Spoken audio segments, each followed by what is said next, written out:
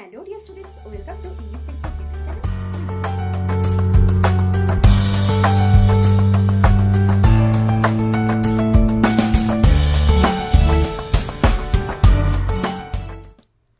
Hello dear students, welcome to English Textbook YouTube channel We Make English Easy. আমি অশোকা চলে এসেছি আরও একবার তোমাদের জন্য একটি নতুন টপিক নিয়ে। তো আজকের ভিডিওতে একটি প্যারাগ্রাফ নিয়ে আলোচনা করতে চলেছি। তো চলো দেখে নিই আজকে কী বিষয়ে প্যারাগ্রাফ। তো আজকে আলোচনা করব গ্লোবাল ওয়ার্মিং এই বিষয় নিয়ে একটি প্যারাগ্রাফ। এই যে গ্লোবাল ওয়ার্মিং এই যে কথাটি রয়েছে ইংলিশে একটি শব্দ, তো এই কথাটির অর্থ হচ্ছে বিশ্ব উষ্ণায়ন। আমরা এই ওয়ার্ডটির সঙ্গে সকলেই পরিচিত। তো চলো আমরা দেখে নেব কয়েকটি হিন্টস ফলো করে কিভাবে এই প্যারাগ্রাফটা লিখব। আজকের ভিডিওতে আমি এটাই আলোচনা করব। তো চলো শুরু করছি। Let's get started. তো দেখো আমি এখানে যে প্যারাগ্রাফটা রয়েছে তার হিন্টসটা আমি পড়ছি। Write a paragraph on global warming using the following hints. তো এখানে বলা হচ্ছে কোয়েশ্চেনে একটি প্যারাগ্রাফ লেখো বিশ্ব উষ্ণায়ন সম্পর্কে নিচের যে হিন্টসটা রয়েছে সেগুলোকে অনুসরণ করে। এখানে 100 ওয়ার্ডের মধ্যে তোমাদের লিখতে হবে। তো দেখো পয়েন্টসটা কী কী রয়েছে। ডেফিনেশন, তো প্রথমে হচ্ছে সংজ্ঞা। তো এই যে গ্লোবাল ওয়ার্মিং কি বিষয়টা কি সেটা সম্পর্কে লিখতে হবে। কজেস, কারণগুলো কী কী। ইফেক্টস, ফলাফল কি হয়। রেমেডি, এর প্রতিকারের উপায় কি। ইয়োর অপিনিয়ন, তোমার মতামত। তো এই হচ্ছে আমাদের পয়েন্টস, এগুলোকে ফলো করে আমাদের লিখতে হবে। তো চলো আমরা এই পয়েন্টগুলো ফলো করে এটা লিখি। তো ফার্স্টে যেটা আমাদের কাজ সেটা হচ্ছে আমাদের একটা টাইটেল এখানে দিতে হবে। তো টাইটেলটা কি, গ্লোবাল ওয়ার্মিং। তো আমরা এটা লিখলাম যে বিশ্ব উষ্ণায়ন, যেহেতু এই বিষয় সম্পর্কে আমরা আজকে লিখবো প্যারাগ্রাফ, তো সেটাই আমরা টাইটেলে লিখলাম। ওকে, এবার দেখো ফার্স্টে লাইনটা কিভাবে শুরু করব। আমাদের যেহেতু পয়েন্টসে ছিল যে প্রথমেই ডেফিনেশন দিতে হবে, অর্থাৎ কাকে বলে সেটা আমাদের লিখতে হবে। তো দেখো global warming refers to the gradual increase in earths temperature. তো বিশ্ব উষ্ণায়ন এটি হলো আসলে গ্র্যাজুয়াল ইনক্রিজ, অর্থাৎ ধীর গতিতে বৃদ্ধি পাওয়া কি, ইন আর্থস টেম্পারেচার, পৃথিবীর যে উষ্ণতা সেটা। তাহলে কি পৃথিবীর উষ্ণতার যে ক্রমাগত যে বৃদ্ধি, তো সেটা হচ্ছে ধীরে ধীরে যে বৃদ্ধি পাচ্ছে উষ্ণতা, তো সেটাকেই বলা হয় কি, গ্লোবাল ওয়ার্মিং বা বিশ্ব উষ্ণায়ন। It happens due to the build up of greenhouse gases. তো এই যে বিশ্ব উষ্ণায়ন এটা কেন ঘটছে, এর কারণ কি। এর কারণ হচ্ছে যে গ্রিন হাউস গ্যাসগুলোর ক্রমাগত বৃদ্ধি হওয়ার ফলে এটা হয়। দ্য গ্রিন হাউস গ্যাসেস আর কার্বন ডাইঅক্সাইড অ্যান্ড মিথেন। তো বেশ কিছু আমাদের পরিবেশে সঙ্গে যে বিভিন্ন রকম গ্যাস মিশে রয়েছে যাদেরকে গ্রিন হাউস গ্যাসের আওতায় ফেলা হয়, সেগুলোর মধ্যে হচ্ছে কার্বন ডাইঅক্সাইড এবং মিথেন হচ্ছে অন্যতম। তাহলে কি বিশ্ব উষ্ণায়ন হচ্ছে পৃথিবীর যে উষ্ণতা সেটার ধীরে ধীরে সেটার বৃদ্ধি পাওয়া, এবং এটি সাধারণত হয়ে থাকে গ্রিন হাউস গ্যাসের বৃদ্ধি হওয়ার ফলে, এবং এই গ্রিন হাউস গ্যাসগুলো হলো কার্বন ডাইঅক্সাইড এবং মিথেন। ওকে, তারপরের লাইন দেখো, this gases create a blanket around the atmosphere. এই যে কার্বন ডাইঅক্সাইড এবং মিথেন এই গ্যাসগুলো কি করে, এই যে গ্রিনহাউস গ্যাসগুলো, সেইগুলো যে আমাদের যে পরিমণ্ডল, যে পৃথিবীর পরিমণ্ডল, তার চারিপাশে পুরো আস্তরণ তৈরি করে। These gases are mainly released through human activities like burning fossil fuels, deforestation, and industrial pollution, etc.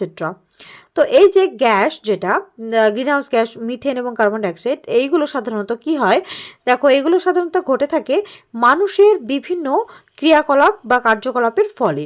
তো সেগুলোর মধ্যে কি কি, দেখো বার্নিং ফসিল ফিউল, অর্থাৎ জীবাশ্ম জ্বালানি আমরা কিন্তু অনেক সময় আমরা জীবাশ্ম জ্বালানি এগুলোকে জ্বালাই, তার ফলে কি হচ্ছে, এগুলো কিন্তু মানুষের দ্বারাই ঘটে থাকে। এবং ডিফরেস্টেশন, অর্থাৎ গাছ কেটে ফেলা, বনভূমিগুলোকে ধ্বংস করে ফেলা।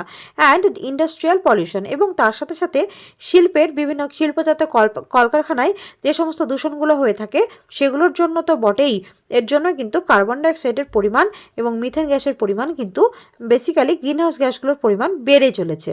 তাহলে কি এই গ্রিনহাউস গ্যাসগুলো সাধারণত কিভাবে আসছে সেগুলো হচ্ছে দেখো আমরা এর জন্য দায়ী। তার জন্য কি এই মানুষের বিভিন্ন ক্রিয়াকলাপের জন্য এই গ্রিনহাউস গ্যাসগুলো বেড়ে যাচ্ছে। তার কারণ হচ্ছে জীবাশ্ম জ্বালানির দহন এবং গাছ কেটে ফেলা এবং অবশ্যই যে শিল্পজাত বিভিন্ন দূষণ ইত্যাদি কারণে কিন্তু গ্রিনহাউস গ্যাসগুলো বাড়ছে।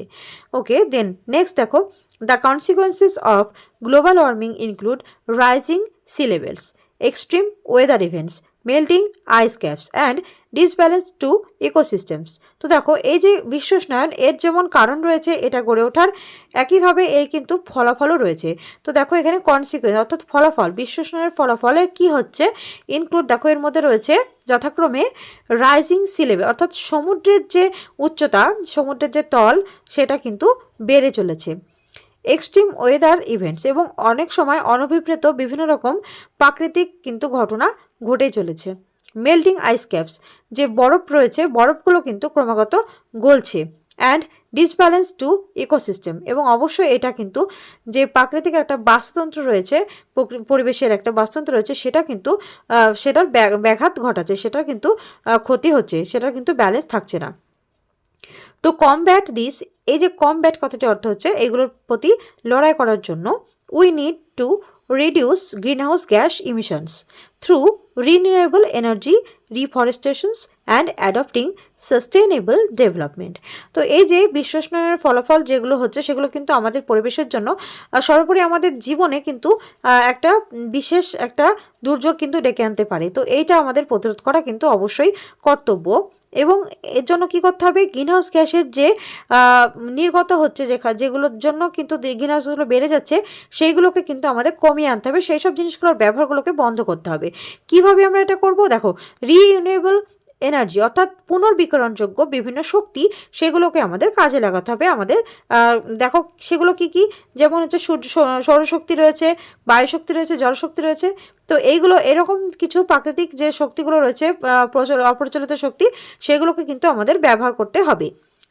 ডিফরেস্টেশন অর্থাৎ প্রচুর পরিমাণে আরও বেশি গাছ লাগাতে হবে, পুনরায় বৃক্ষ রোপণ করতে হবে এবং বনভূমি তৈরি করতে হবে। অ্যান্ড অ্যাডপ্টিং সাস্টেনেবল এবং অবশ্যই কিন্তু স্থিতিশীল যে উন্নয়ন সেই বিষয়টিকে আমাদেরকে গ্রহণ করতে হবে যত তাড়াতাড়ি সম্ভব। এইগুলো করলে কিন্তু তবেই কিন্তু গ্রিনহাউস গ্যাসের যে উৎস যেটা যার কারণে গ্রিনহাউস গ্যাসগুলো নির্গত হচ্ছে, পরিবেশে ভয়াবহ একটা পরিবেশের অবস্থা সৃষ্টি করছে, সেইগুলো কিন্তু বন্ধ করা সম্ভব হবে।